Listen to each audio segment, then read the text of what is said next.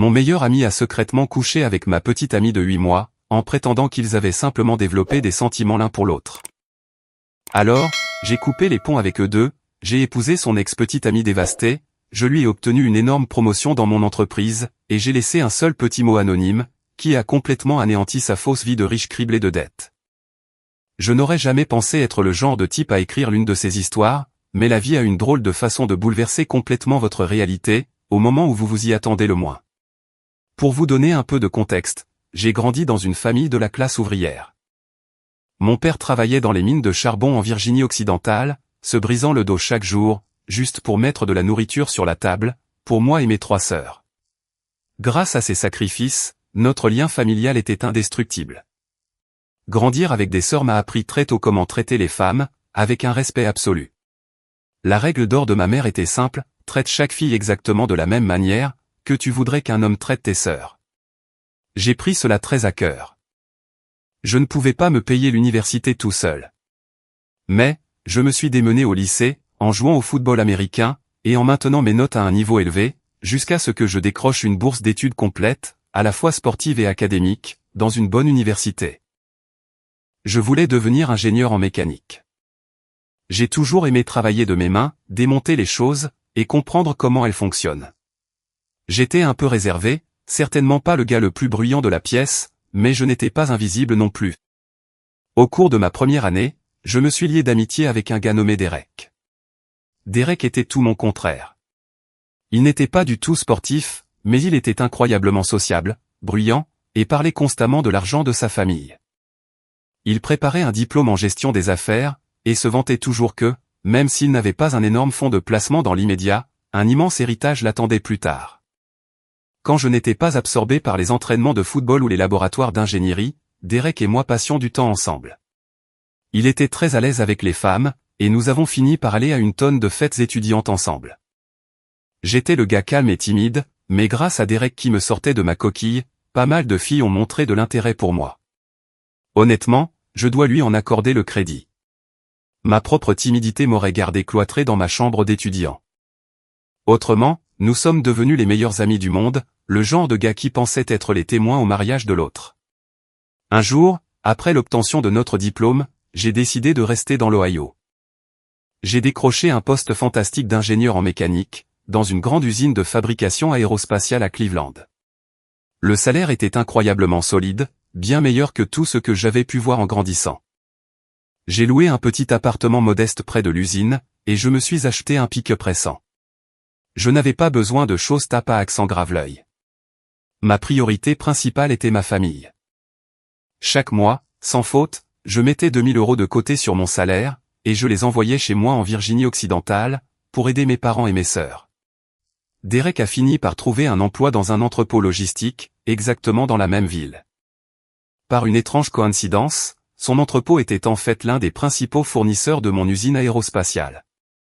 Au cours des années suivantes, Derek a gravi les échelons de l'entreprise avec aisance, jusqu'à devenir le directeur de l'entrepôt. Nous avons maintenu notre tradition, traînant ensemble presque tous les week-ends, pour boire des bières et regarder des matchs. Finalement, Derek a craché le morceau, m'avouant qu'il sortait sérieusement avec une fille de son travail. Elle s'appelait Elena, et elle était la responsable du contrôle des stocks dans son entrepôt. Quand Derek m'a enfin présenté Elena, ça m'a fait l'effet d'un coup de poing dans le ventre, mais dans le bon sens du terme. Elle était absolument à couper le souffle, intelligente, gentille, drôle, et elle avait ce sourire radieux qui illuminait tout simplement la pièce. J'aurais pu facilement tomber fou amoureux d'elle, là, sur le champ. Mais Derek et moi avions un code d'honneur tacite, et strictement inviolable. On ne touche absolument pas à la copine de l'autre. C'était une pilule difficile à avaler, mais j'ai respecté le code, et j'ai enfoui toutes mes pensées pour Elena au plus profond de moi. Elle a toujours été incroyablement douce avec moi, me traitant comme un frère proche. À cause de mes sentiments dissimulés, j'évitais même de me joindre à eux pour des doubles rendez-vous. C'était tout simplement trop dur d'être près d'elle, tout en sachant qu'elle était avec Derek. Quelques mois plus tard, Derek m'a invité à la grande fête de Noël de son entreprise. Comme ils étaient l'un de nos principaux fournisseurs, je me suis dit que c'était logique sur le plan professionnel, et j'ai accepté d'y aller. Cette nuit-là a complètement changé ma trajectoire. Lors de la soirée, j'ai croisé le chemin d'une fille superbe nommée Vanessa. Vanessa était la secrétaire de l'un des hauts dirigeants de l'entreprise de Derek. Elle était magnifique, avait une silhouette fantastique, s'habillait de façon un peu plus provocante qu'Elena, et c'était une véritable séductrice. Elle a jeté son dévolu sur moi presque immédiatement. Je lui ai parlé de mon travail d'ingénieur, et nous avons fini par passer toute la nuit à danser et à boire. Le courant est si bien passé, que nous avons décidé de ressortir ensemble. Et par la suite, nous avons même fait un double rendez-vous avec Derek et Elena, pour le réveillon du Nouvel An. Je me souviens qu'Elena avait dit qu'elle était heureuse que j'ai trouvé quelqu'un. Mais avec le recul, la sincérité dans sa voix semblait un peu tendue, presque forcée. Vanessa et moi avons commencé à sortir ensemble officiellement. Après notre premier vrai rendez-vous, je l'ai ramenée chez moi. L'alchimie était indéniable, mais le lendemain matin, Vanessa a regardé autour de mon modeste appartement, avec une expression très confuse. Elle semblait sincèrement choquée qu'un ingénieur en mécanique, travaillant pour une grande firme, vive dans un endroit aussi basique. Je lui ai expliqué que mon emploi était encore relativement récent. Je n'avais pas besoin de beaucoup de luxe pour vivre, et surtout, j'envoyais une grande partie de mon argent à ma famille pour les soutenir. Je l'ai rassuré en lui disant qu'un jour, je me soucierais d'acheter une grande maison, et toutes ces choses matérielles, mais que pour l'instant, ma famille passait en premier. Elle a un peu balayé ça d'un revers de main, mais a immédiatement réorienté la conversation sur Derek. Elle m'a demandé s'il était vrai que la famille de Derek était pleine aux as. Je l'ai confirmé, mentionnant que ses parents avaient entièrement couvert ses frais de scolarité hors de l'État, ainsi que ses frais de subsistance, pendant ses études. Notre relation a suivi son cours pendant environ 8 mois. Nous sortions en ville presque tous les week-ends, et mes sentiments pour Vanessa devenaient plutôt profonds. Elle prétendait ressentir exactement la même chose. Nous passions pratiquement chaque week-end ensemble. Je tombais vraiment amoureux, et nous avons même commencé à parler, avec désinvolture, de la possibilité de nous fiancer à l'avenir. Nous étions tous les deux d'accord pour dire qu'il n'y avait pas d'urgence, mais l'intention était là. Nous sommes allés à une fête foraine un week-end, et, à l'un de ces stands de bijoux bon marché, j'ai acheté à Vanessa une petite bague d'amitié en argent. Je l'ai glissée à son doigt, et je lui ai dit que cela signifiait qu'elle était à moi, jusqu'à ce qu'elle se sente prête à franchir la véritable étape des fiançailles. Elle a souri et l'a portée avec fierté. Je dois admettre qu'il y avait des signaux d'alarme que j'ai complètement ignorés. L'attitude aguicheuse de Vanessa envers d'autres gars ne s'est jamais vraiment arrêtée, et son bavardage constant et épuisant sur les vêtements de marque, les voitures chères, et la richesse matérielle, ne me plaisait pas. Mais j'étais aveuglé par la phase lune de miel. Je continuais à la rassurer sur le fait que nous pourrions nous construire une vie agréable et confortable, ensemble. Bizarrement, cependant, chaque fois que nous avions des doubles rendez-vous avec Derek et Elena, l'ambiance semblait incroyablement déséquilibrée. Il y avait cette tension épaisse et inexprimée dans l'air. Je n'arrivais pas vraiment à mettre le doigt dessus, mais l'atmosphère était toujours étrangement compétitive et secrète. Pendant ce temps, je me concentrais aussi sur moi-même. J'allais à la salle de sport après le travail de manière religieuse, environ 3 à 4 jours par semaine. J'ai réussi à descendre à un solide 97 kg de muscles, et je me sentais fantastiquement bien dans mon corps. Je pensais que ma vie était parfaitement sur de bons rails. J'avais un super boulot, une fille que je pensais aimer, et mon meilleur ami vivant dans la même ville. Puis est arrivé un jeudi soir ordinaire, qui a tout fait voler en éclats. J'avais invité Vanessa à dîner ce soir-là, mais elle m'a dit qu'elle s'était déjà engagée à sortir avec des copines du travail, et a suggéré que nous sortions le lendemain à la place. Je n'y ai rien vu de mal. J'ai décidé de passer une soirée en solo. Je suis entré dans mon bar-restaurant country préféré, situé à la périphérie de la ville, un endroit où j'allais tout le temps pour me détendre. J'ai trouvé un coin tranquille à une petite table faiblement éclairée, au fond, et j'ai commandé un double cheeseburger au bacon, des frites, et une bière bien fraîche. J'en étais à la moitié de mon repas, m'occupant de mes propres affaires, quand la porte d'entrée du bar s'est ouverte. J'ai levé les yeux par hasard. Mon cœur s'est arrêté. Franchissant la porte, riant et se tenant par la main, se trouvait mon meilleur ami, Derek. Et juste à côté de lui, complètement accroché à son bras, il y avait Vanessa. Ça m'a frappé si fort, que j'ai littéralement senti le souffle quitter mes poumons. Je suis resté là, figé dans l'ombre de la banquette du fond, à les observer. Ils ne m'ont pas vu. Ils ont marché droit jusqu'au bar, ont commandé des verres, et ont commencé à se montrer incroyablement tactiles. Le pire, c'est que Derek était parfaitement au courant de mes sentiments profonds pour Vanessa. Il savait que je lui avais acheté cette bague de promesse. Il savait que nous parlions de mariage. Je suppose que notre code d'honneur, vieux d'une décennie, ne signifiait absolument rien pour lui au bout du compte. Quelqu'un a mis une pièce dans le jukebox, et une vieille chanson lente de George Strait a commencé à jouer. Je suis juste resté assis là, dans le noir, à écouter la musique, tout en regardant mon meilleur ami et ma petite amie jouer les couples heureux. Ils étaient complètement perdus l'un dans l'autre. J'avais la nausée. La trahison physique était une chose, mais le manque de respect absolu de le faire en public, dans mon bar préféré, atteignait un tout autre niveau. Je n'ai pas crié. Je n'ai pas jeté de verre. Je me suis simplement levé lentement de ma table, je me suis essuyé les mains avec une serviette, et j'ai marché calmement vers l'endroit où ils se tenaient, au bar. Je me suis arrêté juste derrière eux. Derek a tourné la tête, et le sang a instantanément quitté son visage. Vanessa a halté, et a même fait un pas en arrière, les yeux écarquillés par une panique absolue. Derek a immédiatement levé les mains, et a commencé à balbutier. « Marcus, mec, écoute. Ce n'est pas. Ferme ta gueule, ai-je dit, d'une voix dangereusement basse et posée. Si je croise à nouveau ton chemin, Derek, l'un de nous finira par passer un très long séjour à l'hôpital. C'est terminé entre nous. » J'ai tourné mon regard vers Vanessa. Elle tremblait physiquement. Et quant à toi, Vanessa, je suis sérieusement déçu. Mais je suppose que je devrais te remercier. Tu viens de me révéler ton vrai visage, tellement laid, avant que je ne gaspille une vraie bague pour toi. C'est complètement fini. Je n'ai pas attendu de réponse. J'ai tourné les talons, et je suis sorti tout droit du bar, les laissant plantés là, à avoir l'air de parfaits idiots. Le lendemain, mon téléphone a explosé. Il n'arrêtait pas de sonner sans cesse. C'était Vanessa qui appelait encore et encore, laissant des messages vocaux frénétiques, mais je n'étais pas d'humeur à entendre ses excuses toxiques. J'ai bloqué son numéro. Plus tard dans l'après-midi, le téléphone a sonné à nouveau. Cette fois, c'était Derek. J'ai fixé l'écran pendant un moment, laissant ma colère bouillir, avant de finalement glisser mon doigt pour répondre. « Qu'est-ce que tu veux, bordel, Derek ?» ai-je craché. « Marcus, s'il te plaît. » « Je suis vraiment désolé, » a supplié Derek, sa voix dégoulinant d'un faux remords. « Tu sais, j'ai toujours trouvé Vanessa attirante. Pendant qu'on discutait au travail un jour, je lui ai juste proposé de sortir, et elle a accepté. C'est juste arrivé, mec. Ne me mens pas, espèce d'ordure, ai-je rétorqué. Tu savais que c'était ma copine. Tu savais que je l'aimais, et tu l'as invitée à sortir quand même. Combien de fois as-tu été avec elle dans mon dos, Marcus? C'était seulement. Combien de putains de fois, Derek?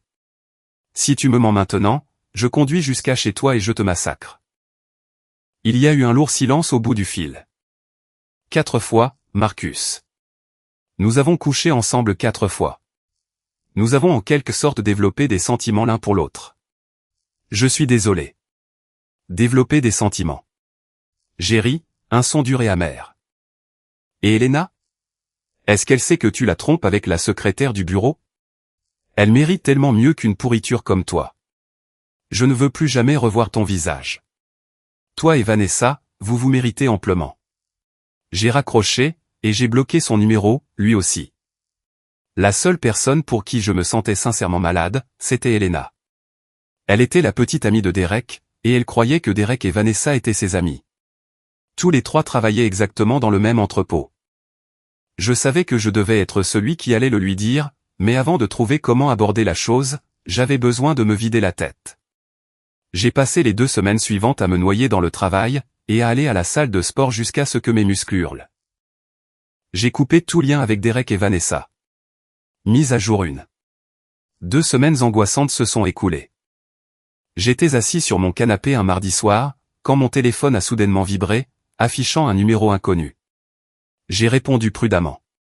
Marcus, a demandé une voix douce et tremblante. Elena. Oui, c'est moi, a-t-elle dit, la voix brisée. Je suis vraiment, vraiment désolé pour toi et Vanessa. Je me doutais qu'elle finirait par fauter, mais je n'aurais jamais pensé, pas même dans 1 million d'années, que ce serait avec Derek. Je me suis redressé. Attends, qu'est-ce que tu veux dire par tu te doutais qu'elle fautrait? Es-tu en train de dire qu'il y en avait d'autres au travail? Elena a poussé un lourd soupir. J'ai repéré Vanessa en train d'avoir des déjeuners intimes avec son patron, Greg. Ça semblait être une habitude très régulière. Ils disparaissaient toujours ensemble. J'ai pensé à te le dire, Marcus, mais je ne voulais pas te briser le cœur, au cas où je me trompais. Et qu'ils travaillaient simplement. Mais ensuite, j'ai eu vent de l'histoire entre Vanessa et Derek. J'ai trouvé des SMS sur son téléphone. Quand je l'ai découvert, je l'ai largué immédiatement. J'ai fait mes affaires, j'ai déménagé de chez lui. Et j'ai coupé les ponts avec eux deux. Ça a été un enfer absolu de les voir s'afficher ensemble au travail, mais j'essaie de rester occupé. Mon sang n'a fait qu'un tour en entendant que Vanessa le trompait probablement avec son patron, aussi. Elena, je suis tellement désolé que tu traverses ça. Merci de m'avoir contacté. Honnêtement, j'étais vraiment inquiet pour toi. Tu as toujours été l'une de mes amies les plus proches. Peut-être. Peut-être qu'on pourrait se voir un de ces jours, juste pour vider notre sac. J'aimerais beaucoup, Marcus. Ça fait du bien d'entendre ta voix, a-t-elle dit doucement. Après notre discussion, je ne savais pas si je me sentais mieux ou pire. Mais savoir qu'Elena avait largué Derek, m'a procuré un étrange sentiment de soulagement. Elle ne l'a pas laissé la manipuler. Quelques semaines ont passé. Je remettais lentement ma vie sur les rails. Un soir, alors que je poussais mon caddie dans le rayon des fruits et légumes du supermarché local, j'ai tourné dans une allée, et je suis pratiquement rentré dans Elena. Elle a levé les yeux, surprise, puis un immense et sincère sourire a illuminé son visage. Marcus, salut, c'est tellement agréable de te voir. Salut, Elena, toi aussi. Comment ça va? Plutôt bien, vu les circonstances. Et toi? Es-tu de retour sur le marché des célibataires, a-t-elle demandé, les yeux pétillants avec une pointe de curiosité. Je lui ai fait un petit sourire. En fait, j'ai refusé pas mal de propositions de rendez-vous dernièrement, parce que j'ai des vues sur quelqu'un de très spécial. Je ne voulais juste pas tout gâcher, au cas où elle déciderait qu'elle n'était pas prête à avoir de mes nouvelles. Elena a cligné des yeux, ses joues prenant une teinte rouge foncé. Oh, eh bien, je suis désolé. J'allais justement te demander si tu aimerais aller prendre un café ou autre. J'ai ri doucement, ressentant une montée d'adrénaline. Elena, c'est toi que j'espérais voir me poser la question. Oui, j'adorerais absolument sortir avec toi. Alors, quand et où devrions-nous nous rencontrer? J'ai besoin de savoir comment m'habiller. Elle rayonnait, l'air soulagé et excité. Que dirais-tu de samedi? On pourrait aller dans ce bar-restaurant country que tu aimes tant. J'étais surpris. Tu veux aller là-bas? Tu sais que c'est l'endroit où je les ai surpris, n'est-ce pas? Elle m'a lancé un regard féroce et déterminé. Je sais, mais je ne vais pas laisser deux misérables tricheurs gâcher ton endroit préféré. Nous allons nous le réapproprier. Nous nous sommes dit au revoir, et j'ai confirmé que je passerais la prendre à 18h, samedi. Quand le samedi est arrivé, j'ai garé mon pick-up devant son nouveau complexe d'appartements. Elle est sortie, et ma mâchoire a pratiquement percuté le volant. Elle arborait un look western impeccable, un jean en denim moulant, un gilet en cuir, un joli chapeau de cowgirl, et des bottes. Elle était absolument fantastique. J'ai sauté du véhicule, je lui ai ouvert la porte, et elle est montée en riant. Le bar proposait un groupe de musique country en live chaque samedi. Nous avons déniché une banquette confortable dans le coin, et commandé 2 bières bien fraîches. Le groupe ne commençait pas avant 1 heure, nous donnant tout le temps de discuter. J'ai été surpris de découvrir qu'elle était originaire du Texas, juste en dehors de Houston. Elle était allée à l'université là-bas, avait postulé à un tas d'emplois hors de l'État pour gagner son indépendance, et avait finalement décroché ce boulot dans la logistique, dans l'Ohio. Nous avons commandé à manger. J'ai opté pour mon habituel double cheeseburger au bacon avec des frites, tandis qu'elle a choisi un sandwich ruban, et nous avons partagé une énorme assiette de frites garnies. C'était incroyablement naturel et agréable de renouer avec elle, sans l'ombre pesante de Derek planant au-dessus de nous. Une fois que le groupe a commencé à jouer, l'énergie a changé. Ils ont démarré avec 2 grands classiques de country lente, pour encourager les couples à rejoindre la piste de danse. Puis, ils sont passés à un air rapide et entraînant. L'animateur a appelé toutes les femmes à venir pour faire de la danse en ligne, et quelques gars se sont même joints à elle. Pourquoi ne pas te joindre à la danse en ligne, ai-je dit en donnant un petit coup de coude ludique à Elena. Elle s'est levée, me lançant un sourire en coin. Tu cherches juste une excuse pour mater mes fesses dans ce jean, m'a-t-elle taquiné, en se retournant et en se dirigeant vers la piste. J'ai souri. Coupable. La danse en ligne a commencé, et je ne pouvais pas détacher mes yeux d'elle. Elle riait, suivant les pas à la perfection. À un moment donné, elle m'a regardé droit dans les yeux, et a donné un coup de hanche délibéré et exagéré. J'ai ri aux éclats, et j'ai applaudi pour elle. Après la fin de la chanson, elle est revenue à la table, légèrement essoufflée et souriante. Je me suis levé pour la laisser passer, mais au lieu de m'asseoir, je l'ai juste regardée. Sans même réfléchir, je me suis penché et je l'ai embrassée. C'était doux, hésitant au début, mais ensuite, elle m'a rendu mon baiser, profondément. En me reculant, j'ai paniqué une seconde. Je suis désolé. Je n'aurais pas dû. Je ne le suis pas, m'a-t-elle interrompu, en attrapant le col de ma chemise et en m'embrassant à nouveau. Nous nous sommes éclatés cette nuit-là. Nous avons dansé, bu des bières, et discuté pendant des heures. Quand le groupe a annoncé le dernier slow de la soirée, j'ai serré Elena contre moi, me balançant au rythme de la musique, et enfouissant mon visage dans ses cheveux. C'était incroyablement parfait. Je l'ai déposée chez elle, je l'ai raccompagnée jusqu'à la porte, et je lui ai demandé si elle aimerait ressortir samedi prochain. J'ai suggéré que nous pourrions faire un petit voyage en voiture jusqu'à Cedar Point, l'immense parc d'attractions situé à quelques heures de là. Elle a accepté avec joie, et nous avons partagé un long baiser passionné, pour nous souhaiter bonne nuit.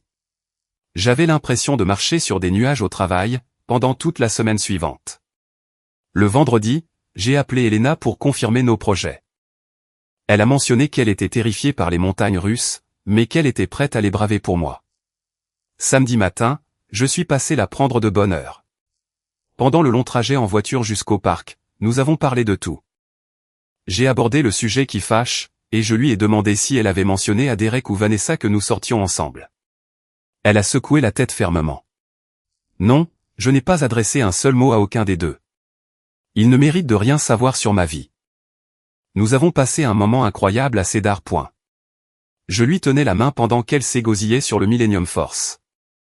Nous avons mangé des cochonneries, joué à des jeux de fête foraine, et assisté à quelques spectacles en direct, quand nous avions besoin de faire une pause dans l'adrénaline. Sur le chemin du retour vers Cleveland, nous nous sommes arrêtés pour dîner dans un Texas Roadhouse. Nous avons dévoré des steaks et des petits pains, en riant jusqu'à en avoir mal au ventre. Le temps d'arriver à son appartement, nous étions tous les deux complètement épuisés, mais incroyablement heureux. Elena partageait son nouvel appartement avec une colocataire nommée Clara, une dame très amicale et maternelle, d'une 50aine d'années, qui travaillait comme gérante d'un magasin de détail. Clara traitait Elena comme sa propre fille, et elles avaient un lien très étroit et protecteur. J'ai rencontré Clara brièvement, et elle m'a lancé un regard très sévère, du genre n'ose même pas lui faire de mal, ce que j'ai totalement respecté. Avant de partir ce soir-là, j'ai dit à Elena que je devais quitter la ville pour une conférence professionnelle, le week-end suivant, mais que je voulais désespérément la voir la semaine d'après. Appelle-moi à la seconde où tu rentres. Elle a souri, en m'embrassant. Je tiens vraiment à toi, Elena. Sincèrement, lui ai-je dit. Tu m'as toujours plu, toi aussi, Marcus. Depuis le jour où nous nous sommes rencontrés, a-t-elle chuchoté. Dès mon retour chez moi, je n'ai pas perdu de temps. Je l'ai appelé le lendemain même, et je l'ai invité à un dîner de gala massif et très important. Mon patron, Monsieur Sterling, organisait une grande fête d'anniversaire et de départ à la retraite, pour lui et sa femme, à l'hôtel Hilton du centre-ville. C'était un immense gala d'entreprise.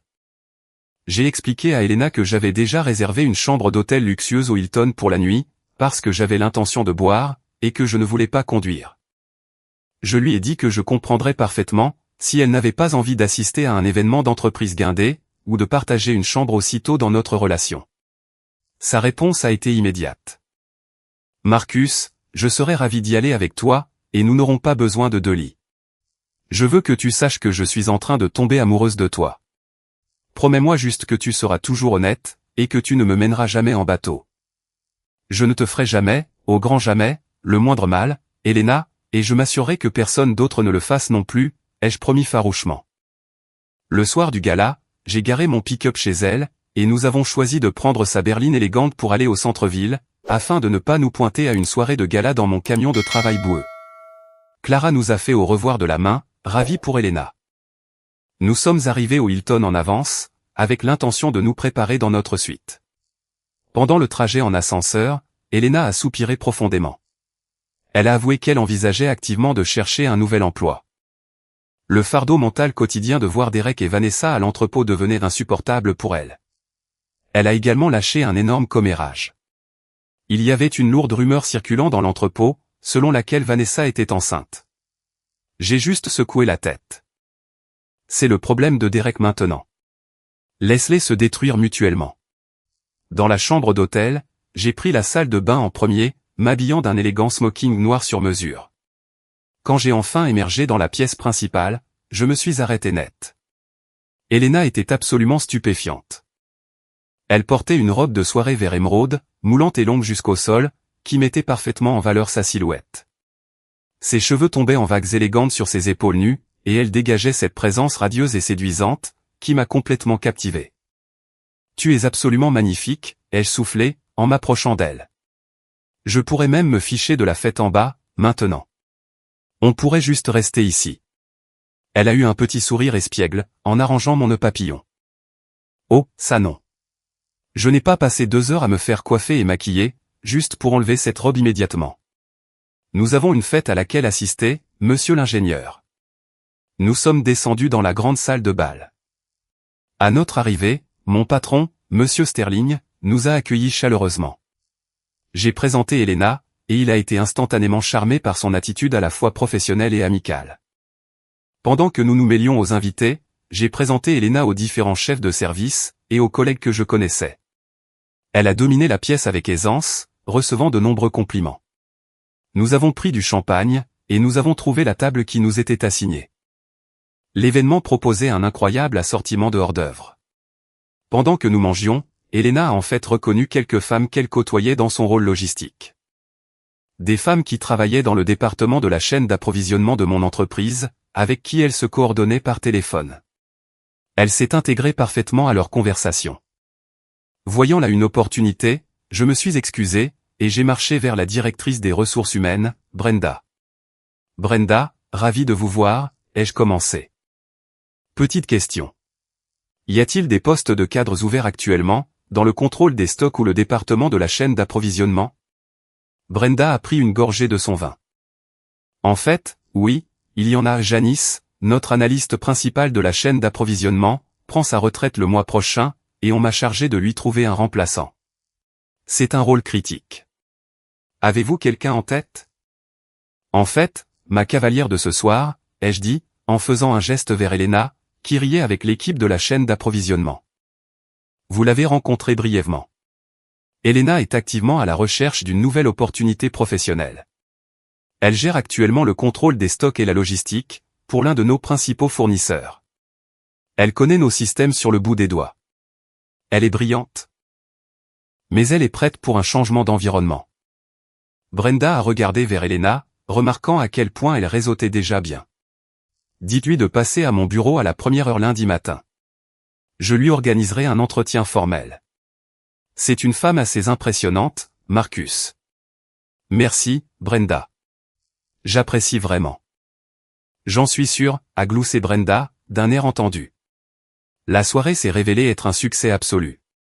Le dîner était fantastique, offrant de la côte de bœuf, du poulet poêlé, et des crevettes à l'ail. Après le dîner, la piste de danse s'est ouverte. J'ai partagé quelques danses polies avec les épouses des cadres, et Elena a dansé avec quelques-uns des membres les plus âgés du conseil d'administration, qui l'ont traitée comme une reine. Mais la plupart du temps, nous étions collés l'un à l'autre, dansant et riant. Vers minuit, après quelques verres de plus, nous avons souhaité une bonne nuit à monsieur Sterling, et nous sommes montés dans notre suite d'hôtel. Au moment où la porte s'est refermée, l'énergie ludique s'est transformée en quelque chose de beaucoup plus lourd et passionné. Je l'ai regardé, me sentant soudainement protecteur. Elena, es-tu absolument certaine de ça? Je ne veux pas que tu penses que j'essaie de profiter de l'alcool, ou de la chambre d'hôtel. Elle s'est approchée de moi, ses yeux se verrouillant sur les miens. Marcus, arrête de trop réfléchir, et sois juste avec moi, a-t-elle chuchoté. Je l'ai aidé à dézipper délicatement sa robe émeraude, la suspendant soigneusement à côté de ma veste de smoking. Nous avons rabattu les lourdes couvertures de l'hôtel, éteint les lampes, et nous nous sommes complètement perdus l'un dans l'autre. C'était passionné, émouvant, et parfait. Les derniers mots que j'ai entendus avant de m'endormir, avec elle blottie dans mes bras, ont été « Je t'aime, Marcus ». Je me suis réveillé le lendemain matin avec l'odeur du café frais. Elena avait déjà pris une douche, s'était habillée dans des vêtements confortables, et avait commandé le service d'étage, nous apportant à tous les deux du café. « Bonjour, beau gosse. »« Bien dormi ?» a-t-elle souri. « Le meilleur sommeil que j'ai eu depuis longtemps », ai-je répondu. Après une douche rapide, nous sommes descendus dans la salle à manger de l'hôtel, pour un immense buffet de petit déjeuner. Nous avons vu pas mal de visages familiers de l'entreprise, qui nous ont tous adressé des sourires complices. On dirait que nous sommes devenus le couple officiel de l'entreprise, ai-je plaisanté, en lui versant du jus d'orange. Juste à ce moment-là, Brenda, la DRH, s'est arrêtée à notre table en sortant.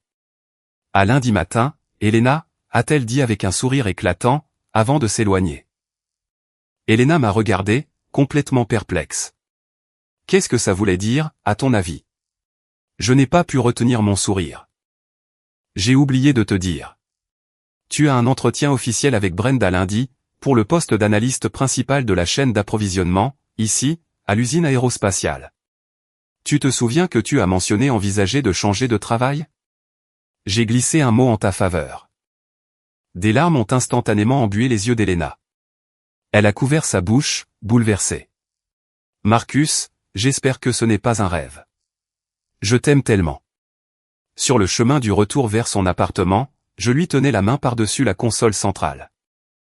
Elena, j'espère que je ne précipite pas les choses, mais dans 3 semaines, j'ai prévu d'utiliser mes congés payés pour rendre visite à mes parents, dans le Texas. Ils ont pris leur retraite. Et ont déménagé dans une ferme à l'extérieur de Houston. J'adorerais vraiment que tu viennes avec moi. Nous partirons vendredi soir, et rentrerons dimanche. Nous pouvons même faire un arrêt pour voir tes parents en ville, si tu le souhaites. Elle m'a serré la main. Je serais tellement heureuse de me joindre à toi, mais juste un avertissement, mes parents sont des types du Sud très traditionnels. Nous ne serons certainement pas autorisés à partager le même lit sous leur toit. J'y survivrai, ai-je ri. Je suis convaincu que les choses vont se mettre en place parfaitement. Mise à jour 2. 3 semaines plus tard, nous avons chargé mon pick-up, et nous avons pris la route pour notre long voyage vers le Texas. Pendant le trajet, Elena m'a mis au courant des derniers drames de l'entrepôt. Donc, la rumeur est vraie, a-t-elle dit, en secouant la tête. Derek et Vanessa prévoient de se marier le mois prochain, lors d'une cérémonie expéditive au tribunal. Vanessa est visiblement enceinte maintenant. Elle s'est vantée auprès de tout le monde qu'elle se mariait pour entrer dans la richesse massive de la famille de Derek. J'ai lâché un grand rire aboyeur. Oh, c'est impayable. Vanessa pense qu'elle a assuré ses arrières financiers. Ce qu'elle ne réalise pas, c'est que les parents de Derek lui ont coupé les vivres après l'université, pour le forcer à être indépendant. Derek mène un train de vie somptueux, certes. Mais c'est financé à 100% par des dettes de cartes de crédit écrasantes. Il conduit une BMW en leasing qu'il peut à peine s'offrir, et plafonne ses cartes pour avoir l'air riche. Ils vont se détruire l'un l'autre. En arrivant à la vaste ferme rustique de mes parents, à l'extérieur de Houston, nous avons été accueillis par le chaos, dans le meilleur sens du terme. Mes 3 sœurs, qui avaient toutes pris l'avion pour le week-end, sont sorties en courant dans l'allée, suivies par ma mère et mon père. J'ai serré tout le monde très fort. J'ai présenté Elena, et en quelques secondes, elle a été engloutie par les câlins chaleureux de toute ma famille. Nous avons passé les premières heures simplement assis sous le porche, à boire du thé glacé, et à rattraper le temps perdu. Je savais que ma famille adorerait absolument Elena, et ce fut le cas. Elle s'est intégrée directement, riant aux mauvaises blagues de mon père, et aidant ma mère dans la cuisine. Plus tard dans l'après-midi, je suis entré dans le salon, et j'ai trouvé Elena debout, parfaitement immobile, regardant fixement l'immense mur de photos que ma mère entretenait. Elle était concentrée sur une photo encadrée en particulier. C'était une photo de moi, lors de ma 2e année d'université, vêtu de mon uniforme complet de football, tenant mon casque avec le numéro 52 fièrement affiché sur ma poitrine. Je me suis approché par derrière elle, et j'ai remarqué qu'elle tremblait physiquement. Des larmes coulaient silencieusement sur ses joues. « Elena, qu'est-ce qui ne va pas? Est-ce que tu vas bien ?» ai-je demandé, soudainement paniqué. Elle s'est tournée pour me regarder, les yeux écarquillés, scrutant mon visage comme si elle me voyait pour la toute première fois. « Marcus, te souviens-tu d'une fois à l'université, pendant un match à l'extérieur, tard le soir? Après le match, tu marchais dans le tunnel en béton du stade, pour rejoindre les bus. Il y avait 2 gars ivres. Ils essayaient de traîner une fille, vêtue d'un pull jaune, dans le couloir sombre des locaux techniques. Mon estomac s'est noué. Le souvenir m'est revenu en mémoire instantanément. Ouais, je me souviens très bien de cet incident. J'ai lâché mon équipement, j'ai couru vers eux, j'ai projeté l'un des gars contre le mur en béton, et j'ai plaqué l'autre au sol. Je leur ai dit que s'ils s'approchaient encore d'elle, je les retrouverais et je leur briserais les jambes. Ensuite, je me suis assuré que la fille s'enfuyait en sécurité, avant de retourner au vestiaire. Mais je n'ai jamais partagé cette histoire avec personne, pas même avec ma famille. Comment diable es-tu au courant de ça? Elena a laissé échapper un sanglot, et s'est effondrée contre ma poitrine. Marcus, j'étais cette fille. Je suis resté figé, mon cerveau a court-circuité. Quoi? Je n'ai jamais vu ton visage clairement, a-t-elle pleuré, en agrippant ma chemise. Il faisait si sombre, et tu portais ton casque avec la visière baissée. Tout ce que j'ai vu, c'était l'énorme numéro 52 sur ton maillot. J'attendais près du tunnel que ma colocataire arrive, quand ces 2 gars m'ont attrapé. Ils m'ont couvert la bouche. Et m'ont traîné dans l'obscurité. Ils disaient qu'ils voulaient s'amuser. J'étais terrifié. Je pensais que ma vie était finie. Et puis, tu es apparu de nulle part, comme un véritable train de marchandises. Tu m'as sauvé.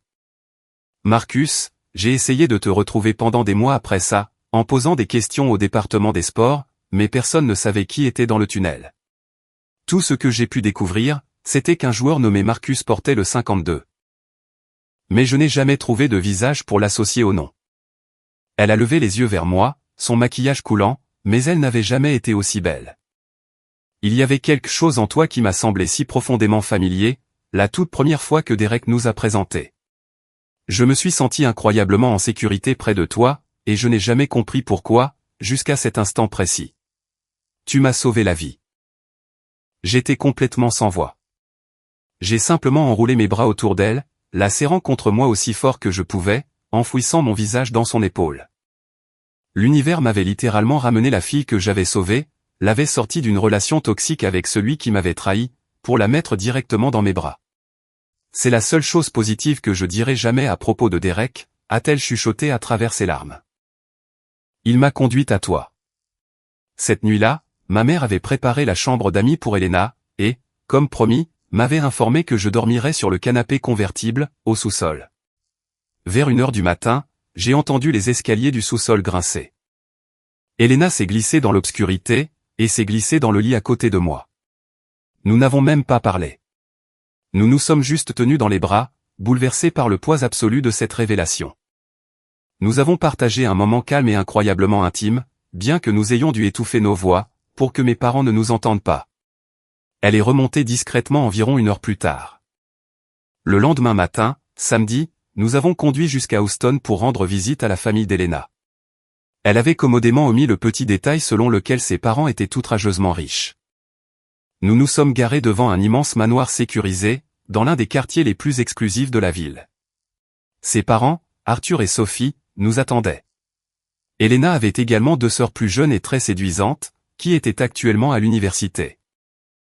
Elena m'a présenté fièrement comme son petit ami. Alors que nous marchions dans le grand hall, j'ai surpris l'une de ses jeunes sœurs chuchoter bruyamment à Elena. Bon sang, on dirait un mannequin de chez Calvin Klein. Bon travail. Elena a juste gloussé. Nous nous sommes assis dans leur luxueux salon. Et Arthur, un cadre dirigeant de l'industrie pétrolière, très intimidant et qui avait réussi par lui-même, a immédiatement commencé l'interrogatoire. Il a posé des questions approfondies sur mon travail d'ingénieur, mon parcours, la situation financière de ma famille, et mes intentions.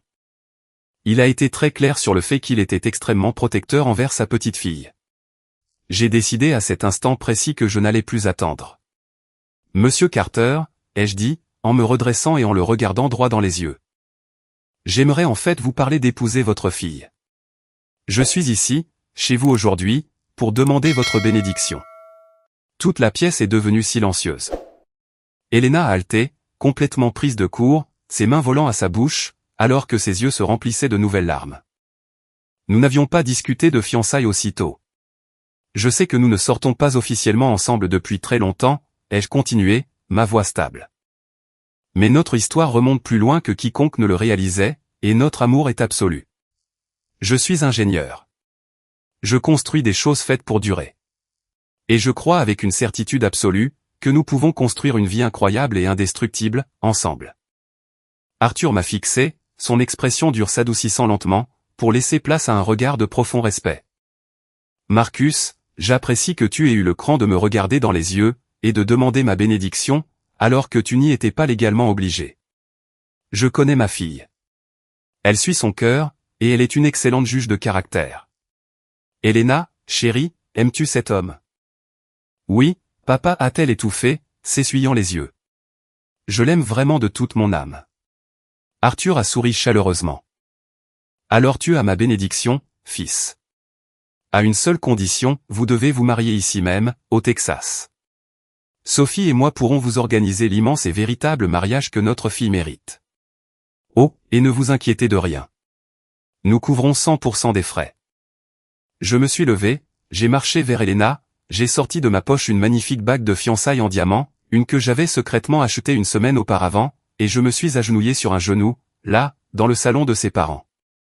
Elena, veux-tu m'épouser? Elle a hurlé oui, a jeté ses bras autour de mon cou, et m'a embrassé passionnément. Puis, elle s'est précipitée pour serrer son père dans ses bras, et étreindre sa mère, qui pleurait ouvertement des larmes de joie. Nous avons tous fêté ça avec un fantastique dîner de traiteur chez eux, avant de retourner à la ferme de mes parents. Quand nous avons partagé la nouvelle de nos fiançailles avec mon père et ma mère, ils étaient absolument aux anges.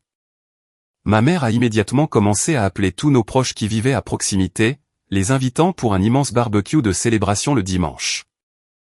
Mon père a fièrement endossé le rôle de maître du grill, fumant de la poitrine de bœuf et des travers de porc, tandis que ma mère et mes sœurs préparaient d'énormes bols de salade de pommes de terre et de haricots blancs au four. Elena a noué un tablier, et a plongé directement dans le chaos de la cuisine, se sentant complètement chez elle. Tous mes oncles, tantes et cousins sont passés pour rencontrer Elena. Elle était la toute première femme que je ramenais à la maison pour la présenter à ma famille élargie, et ils m'ont tous pris à part pour m'assurer qu'elle était une perle rare. Après une journée de célébration animée et bruyante, nous avons fait nos adieux aux proches. Juste avant d'aller nous coucher, Elena m'a chuchoté qu'elle avait eu un moment embarrassant. Ma mère l'avait prévenue d'une lame de plancher lâche dans les escaliers, mais Elena a accidentellement trébuché sur une paire de bottes, et a dévalé les 3 dernières marches. Ma mère s'était précipitée vers elle en riant, et avait rassuré une Elena mortifiée en disant « Ne t'inquiète pas, ma chérie. J'ai été jeune et maladroite autrefois, moi aussi. Cet esprit plein de vie est exactement ce dont cette famille a besoin. » Cette nuit-là, Elena s'est à nouveau glissée au sous-sol. Nous avons essayé de rester discrets, mais l'adrénaline et l'amour étaient écrasantes. Elle n'est remontée qu'après de 5 heures du matin. Quand nous nous sommes tous assis pour un copieux petit déjeuner campagnard, quelques heures plus tard, ma mère et Elena ont échangé des sourires complices et espiègles. Lundi, de retour dans l'Ohio, Elena a eu son entretien formel avec Brenda, au département des ressources humaines.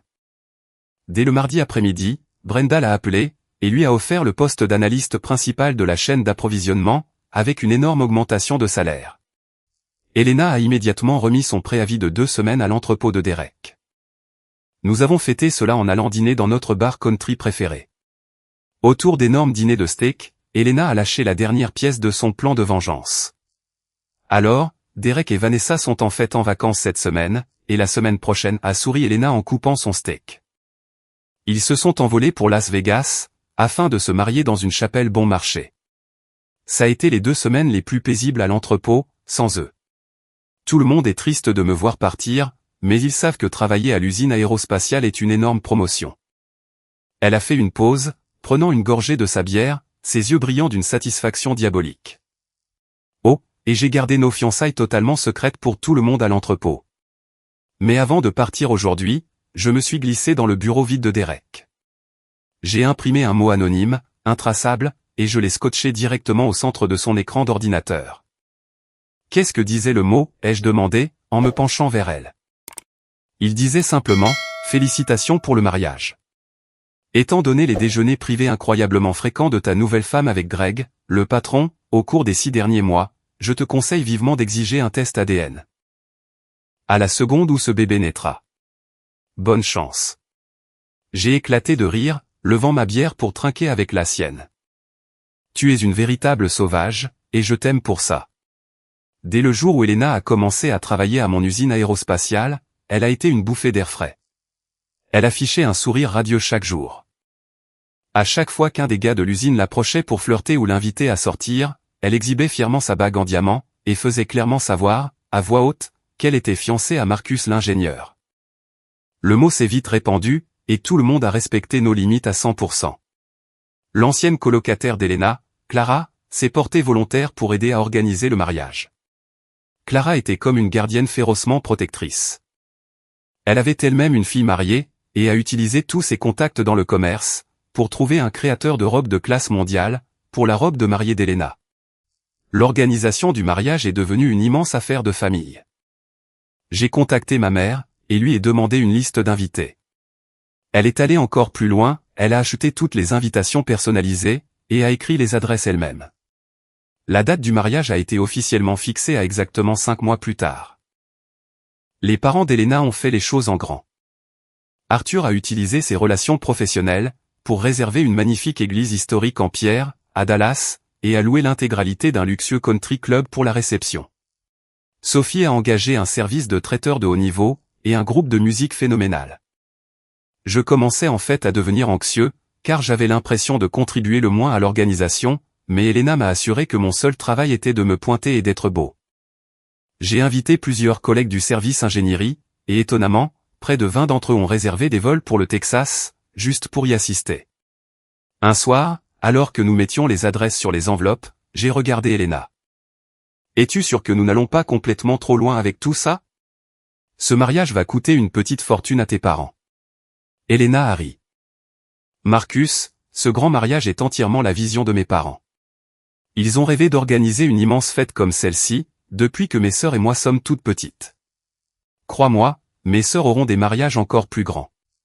Ils peuvent se le permettre. Pourquoi ne m'as-tu jamais dit que tu venais d'un tel niveau de richesse, ai-je demandé doucement. Parce que je voulais que tu m'aimes pour moi, pas pour le compte en banque de mon père, a-t-elle répondu, en m'embrassant la joue.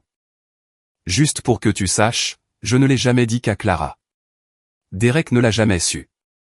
Il pensait que j'étais juste une employée d'entrepôt de la classe moyenne. S'il avait su que mon père était un magnate du pétrole, il n'aurait probablement jamais triché. Tant pis pour lui. C'est mon bénéfice absolu. J'ai souri. Veux-tu que je signe un contrat de mariage? Je ne veux pas que ton père pense que j'en veux à son argent. Absolument pas, a dit Elena farouchement. Il n'y aura pas de contrat de mariage. Nous allons être ensemble pour toujours. De plus, j'ai un brillant mari ingénieur, qui va nous construire une vie incroyable. Le cortège nuptial était prêt. Arthur l'accompagnerait jusqu'à l'hôtel. Sa sœur aînée était la demoiselle d'honneur principale. Sa jeune sœur était une demoiselle d'honneur, aux côtés de mes 2 sœurs mariées. Mes beaux-frères étaient mes garçons d'honneur, et mon jeune frère était mon témoin. Ma nièce et mon neveu étaient la bouquetière et le porteur d'alliance. Il n'y avait qu'un tout petit dilemme logistique. Comme Elena n'était à son nouveau poste que depuis 5 mois, elle n'avait pas accumulé assez de jours de congés payés pour une longue lune de miel. Nous avons réfléchi, et avons décidé que nous prendrions l'avion le vendredi soir, nous marierions le samedi, et rentrerions le dimanche. Ce serait un week-end épuisant et tourbillonnant, mais nous n'avions pas d'autre choix. Ou du moins, c'est ce que nous pensions. 3 semaines avant le mariage, mon patron, Monsieur Sterling, m'a convoqué dans son bureau d'angle. Marcus, asseyez-vous, a souri Monsieur Sterling. J'ai entendu une rumeur de la part de Brenda, au RH. Elle a mentionné que vous deviez gérer un emploi du temps très serré pour le mariage. Partir le vendredi, vous marier le samedi, rentrer le dimanche. Est-ce vrai? Oui, monsieur. J'ai hoché la tête. Elena n'a pas encore accumulé de congés payés. Monsieur Sterling a eu un petit rire, en sortant une enveloppe de son bureau. Eh bien, Marcus, vous avez fait économiser à cette entreprise des centaines de milliers d'euros cette année, grâce à vos conceptions d'efficacité. Assurez-vous d'informer votre charmante épouse, que l'entreprise lui accorde officiellement un congé administratif payé, à partir de jeudi, et ce, jusqu'à la fin de la semaine suivante. Vous n'avez pas besoin de vous presser. Il a fait glisser l'enveloppe sur le bureau. De plus, ma femme et moi voulions vous offrir ceci. Ce sont 2 billets en première classe, pour une croisière de 7 jours tout compris dans les Caraïbes. Considérez cela comme un cadeau de lune de miel de notre part. J'étais complètement sidéré. Monsieur Sterling, je ne sais pas quoi dire. Merci infiniment. J'ai serré sa main, j'ai pratiquement sprinté hors du bureau, et j'ai immédiatement appelé Elena pour qu'elle me rejoigne pour le déjeuner. Quand nous nous sommes assis au restaurant, j'ai fait glisser l'enveloppe sur la table, et j'ai expliqué ce que Monsieur Sterling avait fait. Elena a complètement fondu en larmes de joie, juste là, sur la banquette. Mise à jour 3, le mariage et le karma. Nous nous sommes envolés pour le Texas jeudi. Le dîner de répétition, vendredi soir, était incroyable. Mon père m'a pris à part, a glissé une enveloppe dans ma poche, et m'a dit que c'était tout l'argent que je leur avais envoyé au cours des dernières années. Il avait secrètement économisé chaque centime sur un compte à haut rendement, pour mon avenir. J'ai pleuré comme un bébé en serrant cet homme dans mes bras. Le samedi matin est arrivé. Je me suis réveillé, l'estomac noué par la nervosité. Ma mère m'a forcé à manger une énorme assiette d'œufs et de bacon, pour que je ne m'évanouisse pas à l'hôtel. J'ai pris une longue douche, je me suis rasé avec soin, et j'ai enfilé ma veste de smoking blanche sur mesure. Mes frères et mes garçons d'honneur portaient d'élégants smokings noirs. L'église historique était immense, pouvant facilement asseoir plus de 700 personnes, et elle était pleine à craquer. Clara et sa fille sont arrivées, et je les ai personnellement escortées jusqu'au premier rang, du côté d'Elena. Monsieur Sterling et sa femme étaient fièrement assis au milieu. J'ai pris place à l'autel, à côté du pasteur. L'immense orgue à tuyaux a commencé à jouer. Le cortège nuptial a descendu l'allée à la perfection. Puis, la musique a basculé sur la traditionnelle marche nuptiale. Les lourdes portes en chêne, au fond de l'église, se sont ouvertes. Elena est apparue. Elle portait une robe blanche en dentelle, coupée sur mesure et a coupé le souffle, avec une longue traîne fluide. Son voile couvrait son visage, mais je pouvais voir son sourire radieux. Arthur l'a accompagnée jusqu'à l'autel, l'air plus fier que n'importe quel homme sur terre. Lorsqu'elle a atteint l'autel, Arthur a soulevé son voile, a embrassé sa joue, et a placé sa main dans la mienne. Qui donne cette femme à cet homme, a demandé le pasteur. Sa mère et moi, a répondu Arthur, sa voix résonnant dans toute l'église. Nous avons échangé nos vœux. J'ai promis de la protéger, de l'aimer, et de construire une vie avec elle. Elle a promis d'être ma partenaire, ma paix, et ma compagne pour toujours. J'ai glissé l'anneau à son doigt. Je vous déclare mari et femme. Vous pouvez embrasser la mariée. J'ai attiré Elena vers moi, et je l'ai embrassée profondément, tandis que l'église entière explosait en acclamations assourdissantes. La réception au country club fut la fête du siècle. Il y avait des bars ouverts, des tours de champagne, et un festin de côtes de bœuf et de homard. Le groupe de musique live a gardé la piste de danse bondée pendant 4 bonnes heures. Elena et moi avons à peine mangé, parce que nous étions constamment entraînés à danser, ou à nous embrasser, chaque fois que quelqu'un faisait teinter son verre. C'était de la pure magie à l'état brut. Épilogue. Notre croisière de lune de miel dans les Caraïbes était un rêve. Nous avons nagé dans des eaux cristallines, mangé comme des rois, et nous nous sommes complètement déconnectés du monde. Quand nous sommes enfin rentrés dans l'Ohio, nous avons utilisé les économies massives que mon père m'avait rendues, combinées avec une partie des économies d'Elena, pour verser un acompte sur une belle et spacieuse maison de 3 chambres, avec un grand jardin et un jacuzzi. Nous avons quitté nos appartements exigus, et avons officiellement commencé notre vie ensemble. Nous invitions Clara à dîner au moins une fois par semaine. Elle adorait notre nouvelle maison, et était ravie de retrouver son propre espace, tout en faisant toujours partie de notre famille. La vie était parfaite. Nous travaillions dans la même entreprise, nous retrouvant souvent pour déjeuner à la cafétéria, 3 fois par semaine. Nous communiquions parfaitement, n'allant jamais nous coucher fâchés. Mais le karma n'en avait pas fini avec Derek et Vanessa. Environ 4 mois après notre mariage, Elena a reçu un appel paniqué de l'une de ses anciennes amies, qui travaillait toujours à l'entrepôt logistique. Tu ne vas pas croire les retombées absolument nucléaires, qui se produisent à l'entrepôt en ce moment, a chuchoté son amie au téléphone. Elena a mis le haut-parleur, pour que je puisse entendre. Crache le morceau.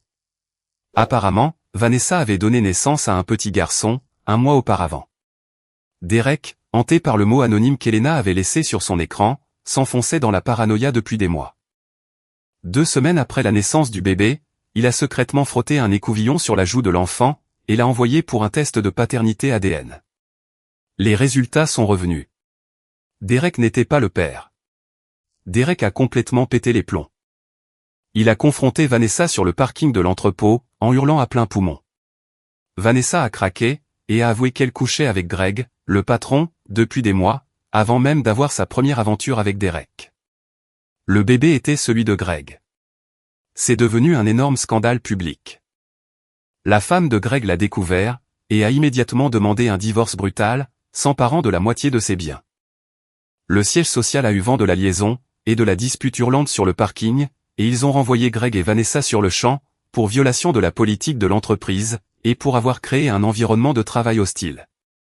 Derek, absolument humilié et complètement brisé, a essayé de jeter Vanessa hors de son appartement en leasing. Mais comme ils étaient légalement mariés, cela s'est transformé en une procédure d'expulsion désordonnée et interminable. Pour rendre les choses infiniment pires, les dettes écrasantes de cartes de crédit de Derek l'ont finalement rattrapé. Sans les revenus de Vanessa pour l'aider à couvrir ses paiements minimums, et avec les frais de justice massifs qu'il engageait en essayant de divorcer d'elle, il s'est retrouvé en défaut de paiement sur tout. Sa BMW de luxe a été saisie, directement sur le parking de l'entrepôt, devant tous ses employés. Il vivait actuellement dans un motel bon marché, noyé sous les dettes, lié à une femme infidèle, et payant pour un avocat qu'il n'avait pas les moyens de s'offrir, afin d'échapper à un bébé qui n'était pas le sien. Elena et moi étions assis sur le canapé, dans notre belle nouvelle maison, en écoutant l'histoire. Quand son ami a raccroché, nous nous sommes juste regardés, dans un silence absolu, pendant un moment. Puis, j'ai attiré mon incroyable, brillante et vengeresse épouse dans mes bras, et nous avons ri jusqu'à en perdre le souffle. Parfois, les ordures se sortent toutes seules, mais parfois, il suffit d'un seul mot anonyme, parfaitement placé, pour réduire en cendres toute la décharge.